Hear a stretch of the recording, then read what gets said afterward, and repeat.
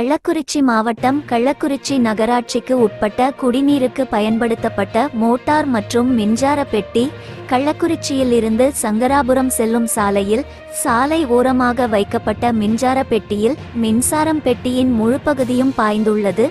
காலையிலிருந்து குடிநீருக்கு அப்பகுதி மக்கள் அவதிப்படுகிறார்கள். இதன் அடிப்படையில் மின்சார பெட்டியின் முழுவதும் கரண்ட் ஷாக் அடிக்குது என்று அருகில் உள்ள பொதுமக்கள் நகராட்சி ஊழியரிடம் பலமுறை புகார் கொடுத்தும் நடவடிக்கை எடுக்கவில்லை.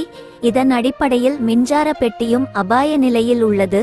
அப்பகுதி மக்களும் சாலை ஓரங்களில் இருக்கும் மின்சார பெட்டியை பார்த்து அச்சத்துடன் பயணம் செய்கிறார்கள். அதன் அடிப்படையில் நகராட்சி நிர்வாகம் உடனடியாக பொதுமக்களுக்கு எந்த ஒரு பாதிப்பும் ஏற்படாத வகையில் சரி செய்து உடனடியாக நடவடிக்கை எடுப்பார்களா என்று அப்பகுதி மக்களின் கோரிக்கையாகும். கள்ளக்குறிச்சி மாவட்ட செய்தியாளர் வி. ஜெயசங்கர் அறிக்கை.